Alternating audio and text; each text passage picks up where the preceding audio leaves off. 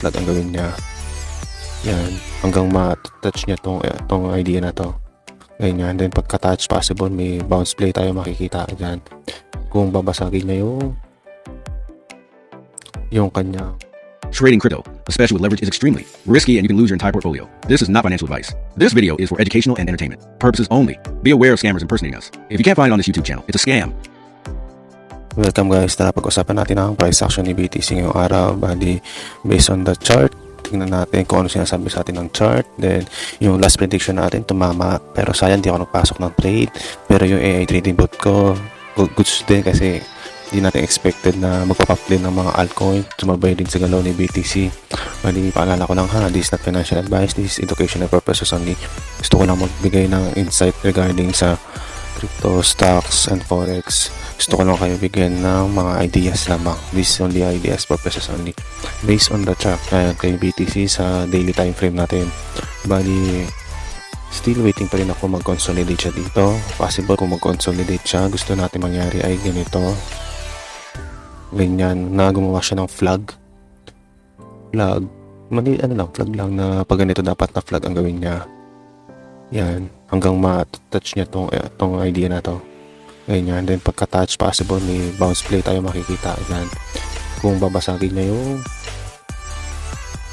yung kanyang resistance dito sa 95k and base, kung flag ang gagawin niya guys, possible kaya nang basagin talaga hanggang $100,000. Pero ang ayaw natin na flag na makita ay ganito guys ha. Ito yung flag na ayaw natin. Explain ko sa inyo ha. Bali, yung flag na ayaw natin na makita ay pag ganito or pag ganito. Bakit? Alam nyo na yun eh. Lagi ko sinasabi sa inyo, pag ganito ang flag ang gagawin natin, possible downside yan kasi baka mag Bart Simpson. Structure niya baka mag Bart Simpson at tumagal tayo doon. Baka bumalik lang din tayo dito sa ating dating resistance zone. Magiging support natin yan. Kaya ang gusto natin mangyari na flag ay pag ganito. Then let's see kung gagawa siya ng flag. Flag is a continuation pattern for the upside. Yun yung ibig sabihin nun.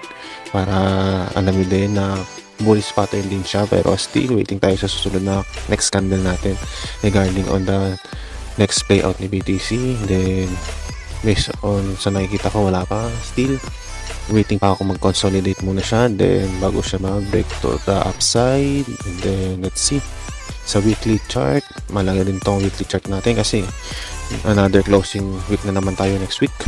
Kung ano ipapakita sa atin ng chart. And then ayun, na aking PC, hindi na kaya ang let's see, based on sa weekly chart natin, hindi pa niya to binabalikan tong area to ha. Tong week natin sa ilalim na to, possible bang balikan? Yes, possible balikan ng mga week ha. Katulad nito, di ba? Wala siyang week, pero in the long term binalikan niya pa rin niya tong week na to na naiwan dito. Ganun din yun. And paalala ko lang guys ha, meron tayong naiwan na CME gap dito around this area, possible din balikan din yun. And paalala ko rin din ha, may CME gap pa rin tayo dito sa around 55 to 57 area natin. Let's see kung mabalikan na ba niya agad o hindi pa, or kung gagawin niya yung ating laging ginagawang pattern dito. Let's see, kasi parang nandito na tayo sa part na yun guys, no?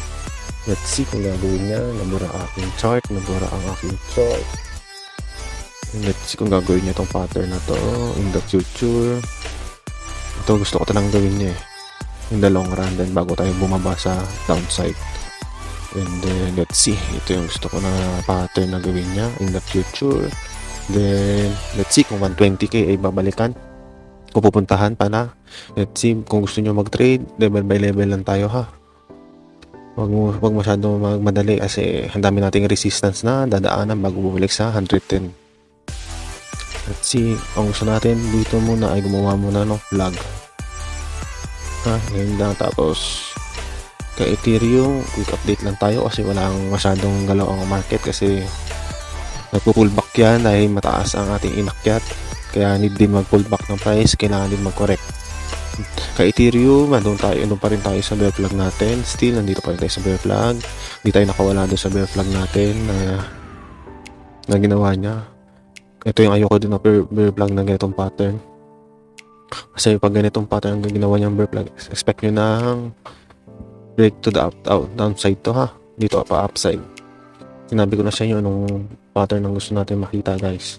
Sana ganito sana ang gawin para mag-break to the upside or ganito.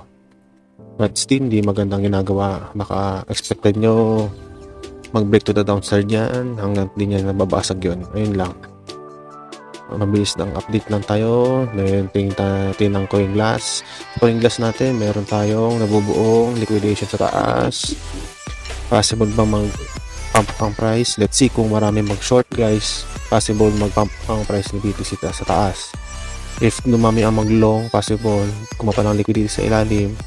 Hatawin to ng market maker, mag-drop ang price ni BTC. Pero based on the chart, binalikan na naman ni BTC yung downside and let's see kung pwede tayo mag-expect sa upside. Ayun lang. And then, maraming tatanong, JB Trader, pwede ko ba to i-contest tong trade na to? Na pwede ba ako mag-entry dito? No. Bakit? Nasaan tayo guys? Nasa resistance tayo. Kaya expected nyo baka may pullback muna tayo ha. Kasi galing tayo sa possible maghanap ng correction ng market, then another consolidation, then another push to upside ha. Ayun lang yun naman yung market psychology natin dito. And then kung ako tatanungin nyo kung magpapasok ka ng entry, yes, pwede ako pumasok ng entry if ever na balikan nito ni BTC tong area ko. Pasok ako ng entry dyan, mag-swing trade ako dito, then let's see kung bounce play dyan. Ayun lang, lagi naman ako bounce play guys. Hindi ako masyado nagtitrade ng alanganin. Lagi lang ako bounce play kasi pag bounce play 80% sure naman yun na may bounce play na mangyayari. Ayun lang, let's see in the coming days kung ano sasabihin sa atin ng chart, pero baka may mangyayari pang maganda kasi lahat to ay driven ni ni Trump lalo na yung gusto niya itanggalin na si Powell sa Federal Reserve. Isa din ng caucus ng market volatility, especially lalo kay Powell. Lahat naman siya sabi niya negative kaya risk ko kontrahin lang naman ni Trump para maging positive din. Then pag may sinabi naman si Trump hindi maganda, ganun din, babagsak din. Kaya lagi ko sinasabi sa inyo, yung dalawang yun ay active sa social media. Kaya nilang paglalawin ng market. Ayun lang, kung may lumabas na naman na about tax guys, please, price in na tayo doon. Matagal na sinasabi ni Trump yun ha. Kaya expected nyo kung ano makita nyo trend, sabayan nyo lang. Kung downtrend, sabayan nyo lang. Kung uptrend, sabayan nyo lang din. Ayun lang, let's see. Gusto ko tong, di ba naalala nyo yung prediction natin noon? Tama yung prediction natin na nag-ano siya, umangat lang yung hindi nag-cross. So medyo magulo lang yung chart noon kasi nagsama-sama lahat ng resistant. Kaya naalanganin din ako, pero okay lang kasi paano profitable pa rin naman tayo dun sa ating AI trading bot natin. Ayun lang, yung wala pang mga OKX dyan, nasa link lang yung description, makakadiretso na kayo sa website nila. Ayun lang, lagi nyo lang tandaan yung position sizing nyo, leverage, tsaka margin, huwag masyado mataas para hindi kayo ma-liquidate. And then always remember lang guys, trend is your friend. Bye bye. Trading is never as easy. But who say you can't have fun? In every minute you lend, the more you will enjoy. As you grow up in this industry, you will find yourself and so round yourself with people who will help you to grow up as trader. It's hard in the first place, but I am sure you will be successful. As a trader, always remember trend is your friend.